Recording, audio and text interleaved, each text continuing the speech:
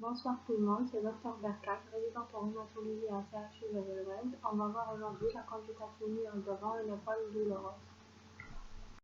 Le plan de la question comporte une introduction, un rappel anatomique, la démarche diagnostique, les diagnostics différentiels et étiologiques et la conclusion. Il faut savoir que l'épaule douloureuse représente un motif fréquent en consultation. Les étiologies sont multiples, la pathologie de la côte rotateur et les problèmes de raideur sont au premier rang. Le diagnostic est avant tout clinique. L'attitude thérapeutique dépend du diagnostic étiologique. Anatomie de l'épaule. Il faut savoir que l'épaule est constituée de trois os, l'omoplate actuellement appelée la scapula, la clavicule et l'humérus.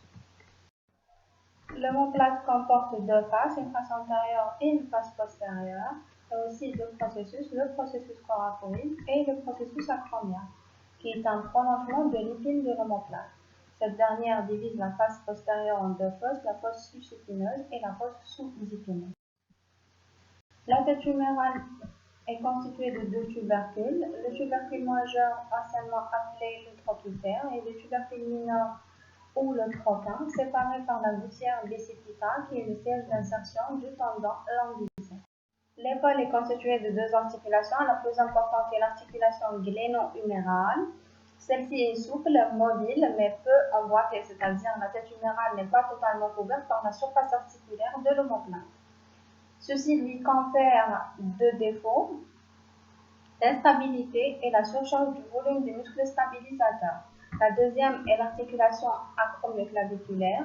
Il y a aussi un élément important, c'est ce que vous voyez en bleu, c'est la bourse séreuse sous-acromio-deltoïdienne. Par définition, une bourse séreuse, c'est une cavité fermée constituée de tissu conjonctivé contenant du liquide synovial, facilitant le glissement des muscles et des tendons auxquels elle est annexée.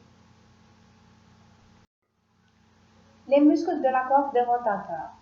Sur la face antérieure de l'omoplate, c'est ce que vous voyez à votre droite, il s'insère le muscle subscapulaire, responsable de la rotation interne.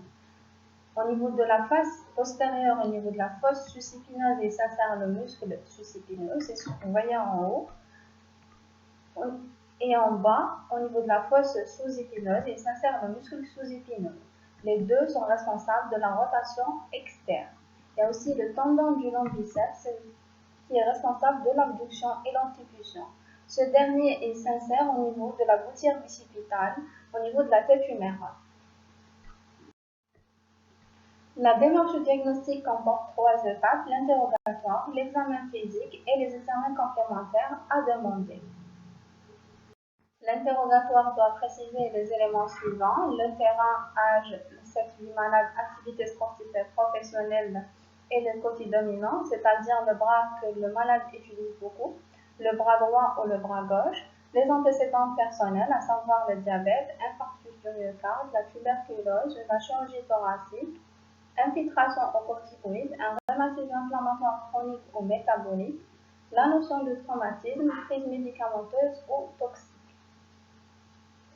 Antécédents familiaux de rhumatisme inflammatoire chronique, épisodes similaires de scapulalgie et les traitements pris. Les caractéristiques de la douleur, à savoir la date de début, le mode de début brutal ou progressif, le siège le plus souvent antérieur ou externe, rarement postérieur, l'irradiation vers le bas au niveau du bras ou l'avant-bras ou vers le haut au niveau du trapèze. L'intensité sera appréciée par l'échelle visuelle allergique de la douleur. L'horaire inflammatoire ou mécanique, une douleur inflammatoire, c'est une douleur qui survient beaucoup plus la nuit. Elle est améliorée par l'effort, ne cédant pas au repos et s'accompagne d'un neuralgie matinal excédant 30 minutes. Une douleur de type mécanique, c'est une douleur qui survient lors des efforts, elle cède au repos et peut s'accompagner d'un neuralgie matinal n'excédant pas 30 minutes. Il faut aussi préciser les facteurs sédatifs et aggravants, le retentissement fonctionnel sur la vie sociale et professionnelle, la réponse aux antalgiques, l'évolution continue ou intermittente. C'est-à-dire, est-ce que le malade a la douleur tous les jours ou bien des jours oui et des jours non. Il faut aussi rechercher les signes généraux, un type de fièvre, amaigrissement, anorexie, asthénie et sueur nocturne. L'examen physique doit être fait sur un patient torse nu en position assise ou debout. Il doit être bilatéral et comparatif. À l'inspection, on va chercher une attitude du traumatisé du membre supérieur, c'est-à-dire l'attitude de dessous, une anomalie du relief osseux, une tuméfaction, œdème, ecchymose ou bien une amyotrophie du deltoïde et des fosses sous-épineuses.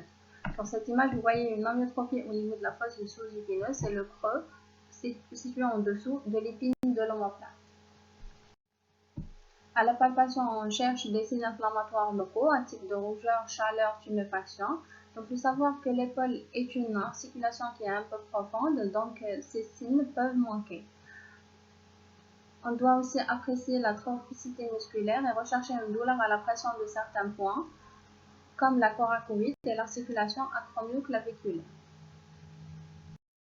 La mobilisation de l'épaule. On a deux types de mobilité, la mobilité passive exercée par le médecin et la mobilité active exercée par le patient.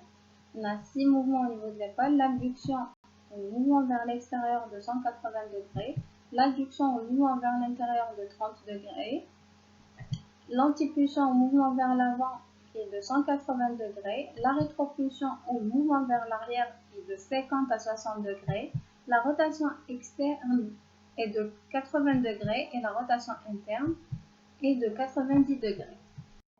Le conflit sous-acromial. L'espace sous-acromial correspond à l'espace situé en dessous de l'acromion, occupé par la bourse séreuse sous-acromio-deltoïdienne et le tendon sus-épineux. Un acromion agressif, c'est-à-dire son volume est plus gros que la normale ou bien un ostéophyte au niveau de l'acromion dans le cadre d'une arthrose acromio-claviculaire, va aboutir à un conflit au niveau de l'espace sous-acromial et entraîner des lésions au niveau du tendon sus-épineux. Dans ce cas, le sus-épineux paraît comme entre le marteau et l'enclume. Pour mettre en évidence le conflit sous-acromial, on a 4 signes cliniques. Le signe de Neer, le signe de Hawkins, l'arc douloureux et le signe de Yoakum. Le signe de Neer, l'examinateur effectue une antipulsion passive du bras en rotation interne, tandis que sa deuxième main bloque l'omoplate. L'antipulsion, c'est ce mouvement. Donc, le médecin va effectuer une antipulsion du bras en rotation interne, de telle façon que le pouce regarde vers le bas. La deuxième main de l'examinateur va bloquer l'omoplate. Une manœuvre dite positive si elle reproduit la douleur. L'arc douloureux. Une abduction normale est de 0 à 180 degrés. En cas de conflit sous-acromial, on a un pincement douloureux du tendon du sous-épineux sous l'acromion, entre 60 et 120 degrés d'abduction, ce qui va dessiner un arc. Donc le patient n'a pas de douleur entre 0 et 60 degrés d'abduction et entre 120 et 180 degrés. La douleur se situe entre 60 et 120 degrés. Le signe de Hawkins, le bras du malade placé à 90 d'antipulsion, coude fléchi à 90. Le médecin va imprimer un mouvement d'abaissement sur l'avant-bras qui va induire une rotation interne. Le signe de Yoakum, la main du bras placée sur l'épaule opposée. On demande au malade de faire une élévation du coude, tandis que le médecin va faire un abaissement du coude. Donc, c'est ce qu'on appelle une élévation contrariée du coude. Examen des tendons de la coiffe des rotateurs. On a 4 manœuvres cliniques. La manœuvre de Job, le palm-up test, la manœuvre de Pat et le lift-off test de Gerbet. La manœuvre de Job pour le sous-épineux. Le bras du malade est placé à 90 degrés d'abduction, 30 degrés vers l'avant et en rotation interne de telle façon que le pouce regarde vers le sol. C'est la position adaptée par le malade dans l'image située à votre droite. Le médecin va effectuer un abaissement contrarié du bras, c'est-à-dire le médecin va abaisser le bras tandis que le malade va élever son bras. La manœuvre de Pat pour le sous-épineux, qui est ce muscle, le bras est placé à 90 degrés d'abduction, coude fléchi à 90 degrés. Le malade va ramener son avant-bras vers l'arrière, tandis que l'examinateur va essayer de ramener l'avant-bras vers l'avant. Le palm-up test pour le long biceps. Le membre supérieur est placé à 90 d'antipulsion, les paumes regardent vers le haut. Le médecin va faire un abaissement contrarié du bras. Donc le médecin va faire l'abaissement et le malade va faire le mouvement inverse. Le Lip of Test de Gerbet pour le sous-scapulaire. Le membre supérieur est en rotation interne, la main dans le dos. C'est l'image que vous voyez à votre droite. Le médecin va écarter la main du flanc du dos contre résistance, c'est-à-dire le malade va essayer de ramener sa main vers le dos, tandis que l'examinateur va essayer d'écarter la main du flanc du dos.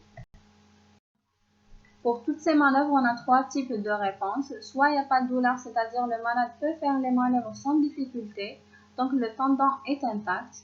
Ou bien il n'y a aucune résistance, c'est-à-dire le malade ne peut pas résister au mouvement exercé par le médecin, donc le tendon est rompu et voici une rupture totale. Ou bien il y a une résistance douloureuse, c'est-à-dire le malade peut faire les manœuvres mais ça lui fait mal, donc le patient a une tendinite qui est une inflammation du tendon ou une rupture partielle. Il faut faire un examen ostéo-articulaire complet, surtout un examen locorégional du rachis cervical et des autres articulations des membres supérieurs. Il faut aussi faire un examen somatique complet, surtout un examen cardiovasculaire en cas de douleur de l'épaule gauche et un examen neurologique qui comporte un testing musculaire, un examen de la sensibilité et les réflexes ostéotendineux. Le bilan biologique sera demandé en fonction du contexte clinique. Formule à la recherche d'une hyperalcocytose à polynucléose neutrophile, VSRP à la recherche d'un syndrome inflammatoire, le bilan immunologique dans le cadre de connectivité, uricémie dans le cadre de la goutte, castémie, phosphorémie, fonction de l'articulation ou de la bourse séreuse sous-acromio-deltoïdienne, avec étude cytobactériologique et biochimique du liquide articulaire avec recherche de microcristaux. Elle se fait sous contrôle échographique. Radiographie standard. À votre gauche, voyez une radiographie de l'épaule de face. On a l'acromion, la clavicule. Entre les deux, il y a l'articulation acromio-claviculaire. En bas, on a le processus coracoïde, l'articulation gléno-humérale et la tête humérale. Entre l'acromion et la tête humérale, il y a l'espace acromio-huméral qui mesure normalement de 10 à 15 mm. Dans le cas normal et en absence de rupture tendineuse, on peut dessiner une ligne virtuelle en allant de l'emplate jusqu'à la tête humérale, qu'on appelle le centre homo-huméral. Sur votre droite, vous voyez une radiographie de l'épaule de profil, le profil de la nuque. L'échographie ostéo-articulaire est opérateur dépendant et a un double intérêt. Un intérêt diagnostique car elle permet une analyse des muscles superficiels, la bourse sous-acromio-deltoïdienne, la longue portion du biceps, et des tendons de la corde rotateur, et un intérêt thérapeutique car elle permet de faire une ponction et ou infiltration écovidée. Autre examen complémentaire qui peut être demandé. L'arthroscanner permet d'étudier les surfaces articulaires et les composants capsuleux ligamentaires. La scintigraphie osseuse, l'IRM ou la TDM dans le cadre du bilan d'une lésion ostéo-articulaire. L'arthrographie opaque consiste à injecter un produit radio-opaque à l'intérieur de l'articulation. Elle visualise la cavité articulaire et les bourses séreuses communiquant avec l'articulation. Demandez si suspicion de rupture de la coiffe, une capsulite rétractée ou une pathologie synoviale. L'arthroscopie explore les éléments constituant l'épaule, avec parfois un geste chirurgical de réparation des lésions. Le diagnostic différentiel. Les douleurs projetées d'origine cardiaque devant toute douleur de l'épaule gauche, surtout si elle irradie au niveau du bras et l'avant-bras, pour éliminer un endroit en faisant un ECG. Les douleurs d'origine viscérale, exemple la polycystite. Vous savez que la polycystite vous donne une douleur à type de colique hépatique qui irradie vers l'épaule. Les douleurs d'origine neurologique, à type de névralgie cervico-brachiale par atteinte de la branche C5, qui donne une douleur au niveau du moignon de l'épaule, ou par atteinte de la branche C10 qui donne une douleur au niveau de la face antérieure-externe de l'épaule. Les atteintes nerveuses, par atteinte du nerf circonflexe qui donne une hypoécésie du moignon de l'épaule, l'atteinte du nerf grand dentelé entraîne un décollement de l'omoplate, l'atteinte du nerf médian entraîne un syndrome du canal carpien. Les douleurs musculaires dans le cadre de myopathie inflammatoire. Le diagnostic étiologique. On a 4 chapitres. La pathologie de la corde des rotateurs, les arthrites de l'épaule, la pathologie du cartilage et les pathologies osseuses. La pathologie de la corde des rotateurs est divisée en 4 sous-chapitres: l'épaule douloureuse simple, l'épaule douloureuse aiguë hyperalgique, l'épaule enraidie ou bloquée ou gelée et l'épaule pseudo-paralytique. L'épaule douloureuse simple est la cause la plus fréquente de scapulalgie. Elle est en rapport avec une inflammation d'un tendon de la corde. Elle touche le sujet jeune sportif ou le sujet âgé de plus de 50 ans. Le début est progressif le plus souvent. La douleur est de type mécanique déclenchée par l'activité et celle de repos. Elle survient sans cause apparente ou après un surmenage physique de l'épaule. À l'examen clinique, il n'y a pas d'amyotrophie ni de signe inflammatoire locaux. Le mode d'évolution peut être subaigu ou chronique. La tendinite du sous-épineux. Elle donne une douleur sous-acromiale externe. La manœuvre de Job est positive. La tendinite du sous-épineux donne une douleur sous-acromiale postéro-externe. La manœuvre de Pat est positive. La tendinite du lambiceps donne une douleur antérieure au niveau de la gouttière bicipitale, c'est-à-dire au niveau de la partie supérieure du bras. Cliniquement, le palm up test est positif. En cas de rupture, le tendon se rétracte en boule au niveau de la face inférieure du bras. La tendinite du subscapulaire donne une douleur au niveau de la face antérieure du bras. Le lift-off test est positif. La radiographie standard est normale ou bien elle montre des signes de souffrance tendineuse à type de calcification au niveau de l'espace acromio-huméral. C'est l'opacité que vous voyez au niveau de l'espace acromio-huméral. Ou bien elle montre un acromion agressif au crochet ou une arthrose acromio-claviculaire. L'échographie met en évidence la tendinite. L'évolution de l'épaule douloureuse simple, elle est bonne sous traitement. Le passage à la chronicité se traduit par la persistance de la douleur avec limitation de toute mobilité. C'est ce qu'on appelle la capsulite rétractile. La résistance au traitement doit faire évoquer une tendinite calcifiante, c'est-à-dire la présence d'une calcification au sein du tendon qui va entraîner une inflammation du tendon, ou bien une rupture partielle du tendon. Le traitement est surtout médical. Le traitement chirurgical est exceptionnel. À la phase douloureuse, on conseille un repos de l'articulation pendant 3 jours. Il faut savoir qu'il ne faut pas trop immobiliser l'épaule parce que ça engendre une rétraction capsulaire. On prescrit aussi, pour soulager la douleur, des antalgiques palier 1 ou palier 2, voire des anti-inflammatoires pendant une semaine. En cas d'échec assez moyen ou bien d'emblée, on peut envisager une infiltration au corticoïde. Il consiste à injecter un corticoïde au niveau de l'articulation. On conseille aussi une physiothérapie antalgique et des massages. Pour la forme traînante, on conseille une rééducation à distance des épisodes douloureux. L'épaule douloureuse aiguë hémorragique est due à une bursite aiguë à microcristaux d'hydroxyapatite. Elle correspond à la migration de la calcification au sein de la bourse séreuse sous-acromio-deltoïdienne. Une bursite, c'est une inflammation de la bourse séreuse sous-acromio-deltoïdienne, c'est ce que vous voyez en bleu. Les microcristaux d'hydroxyapatite, c'est des microcristaux de pyrophosphate de calcium qui constituent les calcifications.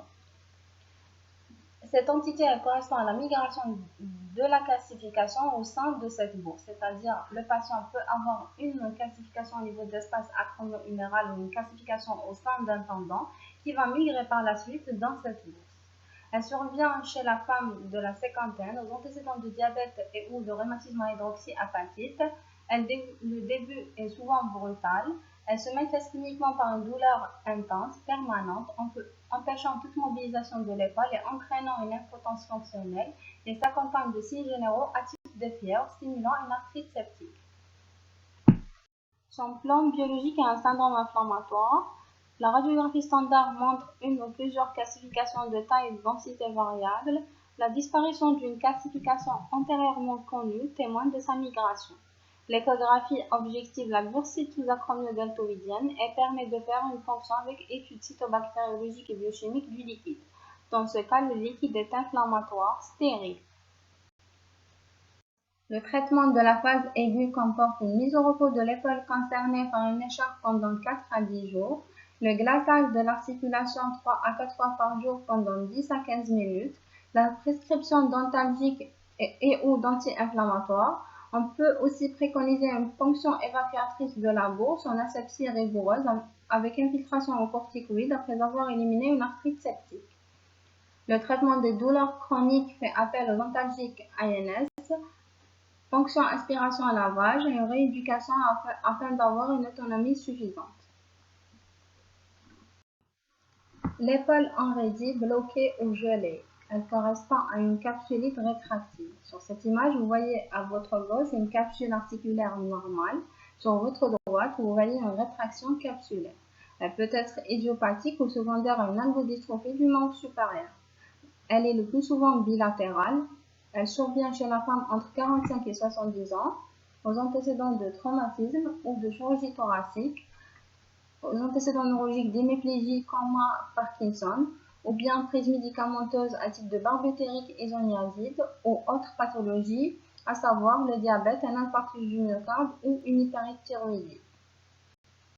Elle évolue cliniquement en 3 phases. La phase douloureuse ou chaude dure 2 à 4 mois. Elle se manifeste par une douleur diffuse, permanente, insomniante, irradiant à l'omoplate et au bras, un type de brûlure ou élancement, une impotence fonctionnelle totale et des troubles vasomoteurs.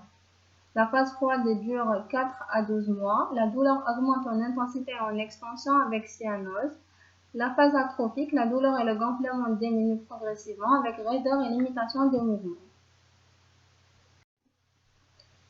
Sur le plan biologique, il n'y a pas de syndrome inflammatoire ni d'anomalie au bilan phosphocalcique. La radiographie standard est normale au début. À un stade tardif, elle montre une déminéralisation qu'on appelle pommelée ou mouchetée ou hétérogène de la tête humérale. C'est ce que vous voyez sur cette image. L'interline articulaire est conservée. L'échographie objective un épaississement de la capsule. L'arthrographie opaque confirme la rétraction capsulaire en montrant une diminution de la capacité articulaire. La scintigraphie osseuse montre une hyperfixation diffuse et intense de la tête humérale. L'évolution est favorable en 6 à 24 mois. Elle est raccourcie par la rééducation précoce de l'époque. Le traitement de la phase chaude fait appel à des antalgiques famille 1 ou famille 2, voire des anti-inflammatoires pour soulager la douleur. Les bifosphonate à type de perfusion d'acide zoledronique de 4 mg, la rééducation pour prévenir la raideur et entretenir la mobilité articulaire, associée à des techniques antalgiques telles la balnéothérapie, tout en insistant sur l'automobilisation. Au stade d'éphonorésie, on préconise des infiltrations aux corticoïdes. En cas d'échec aux infiltrations, on peut faire une arthrodistension. Le but de cette dernière est l'expansion de la capsule gléno-humérale. Après une anesthésie locale, on fait une injection de sérum salé dans l'articulation gléno-humérale, suivie d'infiltration aux corticoïdes. Elle peut se faire sous contrôle clinique, échographique ou scopique. On conseille aussi une rééducation fonctionnelle. Il faut savoir que le traitement chirurgical est exceptionnel, envisagé en cas d'échec du traitement médical et de la rééducation. L'épaule pseudo-paralytique est due le plus souvent à une rupture totale ou partielle des tendons de la coiffe des rotateurs, surtout le sus-épineux. Elle survient chez les sujets âgés de façon spontanée ou suite à un effort minime. En fait, chez les sujets âgés, la rupture est due à des lésions dégénératives des tendons, c'est-à-dire elle est due au vieillissement des tendons. Chez les sujets jeunes, la rupture est post-traumatique. Elle se manifeste cliniquement par une pseudo-paralysie de l'abduction active de l'épaule, peu ou pas douloureuse, avec une abduction passive d'amplitude conservée. L'anti- et la rétropulsion sont limitées, les rotations sont impossibles. L'examen neurologique est normal en dehors d'une amyotrophie du deltoïde et des fosses sus et sous-épineuses en cas de rupture ancienne. La radiographie standard montre les signes indirects de rupture dépendant de la coiffe de rotateur, à savoir une ascension de la tête humérale. Sur la radio, vous voyez que la tête humérale n'est pas totalement parallèle à la surface articulaire de l'omoplate. Il y a un rétrécissement de l'espace acromio-huméral moins de 7 mm. Sur la radio, il n'y a pas d'espace entre l'acromion et la tête humérale. Il y a aussi une rupture du centre homo-huméral. On ne peut pas suivre la ligne virtuelle allant de l'omoplate jusqu'à la tête humérale. La radio peut montrer aussi une condensation ou des ostéophytes. Là, vous voyez un ostéophyte au niveau de la tête humérale dans le cadre d'une arthrose de l'épaule. La radio peut être normale si la rupture est incomplète. L'échographie est utile pour visualiser la rupture tendineuse. L'évolution en cas de rupture complète, une homarthrose secondaire est fréquente. Aggrave l'handicap. Une homarthrose, c'est-à-dire une arthrose de l'épaule qui va survenir secondairement. En cas de rupture partielle, la fonction reste acceptable, c'est-à-dire le patient peut mobiliser son épaule. On a trois volets thérapeutiques, le traitement médical, la kinésithérapie et le traitement chirurgical. Le traitement médical est basé sur le repos, la prescription d'antalgiques d'ANS dans les formes douloureuses. La kinésithérapie est active, douce et progressive avec respect de la règle de la non-douleur. Il faut aussi équilibrer la ceinture scapulaire en renforçant les muscles rotateurs. Le traitement chirurgical chez le sujet jeune et le sujet d'âge moyen, on fait une réparation chirurgicale en cas de rupture complète d'un ou de plusieurs tendons. Chez le sujet âgé, il n'y a pas de réparation chirurgicale, on préconise une rééducation pour avoir une autonomie satisfaisante. Maintenant, on va passer au deuxième chapitre, les arthrites de l'épaule, qui peuvent être d'origine infectieuse, métabolique ou inflammatoire. Les arthrites infectieuses peuvent être dues à des germes biogènes et représentent une urgence diagnostique et thérapeutique car elles engagent le pronostic vital et fonctionnel du malade. Le début dans ce cas est brutal, bruyant, la douleur est de type inflammatoire permanente, vive, insomniante, l'épaule est tuméfiée et chaud, et s'accompagne d'une impotence fonctionnelle totale et des signes généraux à type de crise en fièvre, voire une altération de l'état général. Sur le plan biologique, il y a un syndrome inflammatoire, une hyperleucocytose à polynucléose neutrophile. La fonction du liquide articulaire sous échographie va montrer un liquide trouble riche en polynucléaires neutrophiles altérés. L'examen direct et ou la culture vont mettre en évidence le germe. La radiographie standard au début est normale. Tardivement, elle va montrer des signes de destruction à type de pincement de l'interligne, géode, voire une ostéolyse de la tête humérale. Le traitement fait appel à une double antibiothérapie parentérale probabiliste puis adaptée à l'antibiogramme. Les arthrites infectieuses à germes spécifiques, comme la tuberculose, le début est insidieux. À l'interrogatoire, on va chercher la notion de comptage, les signes d'imprégnation tuberculinique, un antécédent du tuberculose pulmonaire ou extrapulmonaire.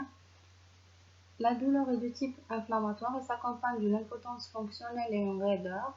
L'IDR à la tuberculine est positif. Sur le plan biologique, on a un syndrome inflammatoire, mais il est inconstant.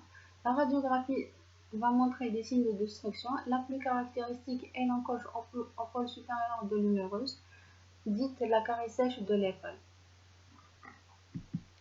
Les arthrites d'origine métabolique peuvent être dues à la chondrocalcinose, qui est un rhumatisme métabolique dû à des dépôts de microcristaux de pyrophosphate de calcium dihydratée dans le cartilage et les fibrocartilages, et exceptionnellement la goutte. Les arthrites d'origine inflammatoire, c'est-à-dire le rhumatisme inflammatoire chronique à type de polyarthrite rhumatoïde, les spondyloarthrites ou de connectivite. Sur cette radiographie, vous voyez une encoche au pôle supérieur de l'humérus et la carie sèche de la tuberculose. La pathologie du cartilage. L'arthrose de l'épaule ou l'homarthrose est une localisation peu fréquente de l'arthrose. Elle est souvent secondaire à un traumatisme, une nécrose, une rupture de la coiffe ou une arthrite. Le début est progressif. Elle se manifeste cliniquement par une douleur mécanique, un enraidissement et un craquement à la mobilisation. Sur le plan radiologique, on a un tassement de l'interligne, des ostéophytes, des géodes et ostéocondensation sous-chondrale. Le traitement fait appel à des anti-inflammatoires, antalgiques, voire des infiltrations corticoïdes. Sur cette radiographie, vous voyez un passement de l'interligne gléno-humérale. Il n'y a pas d'espace entre l'omoplate et la tête humérale. Il y a une ostéocondensation sous-chondrale. C'est le blanc que vous voyez là. Et il y a un ostéophyte au niveau de la tête humérale. Les pathologies osseuses, à savoir l'ostéonécrose de la tête humérale, les fractures pathologiques de l'extrémité supérieure de l'humérus et les tumeurs. En conclusion, l'épaule douloureuse non traumatique est une pathologie fréquente en consultation. Une anamnèse, un examen clinique avec étude des mouvements articulaires et des examens radiologiques simples permettent de porter le diagnostic dans la majorité des cas. Je vous remercie.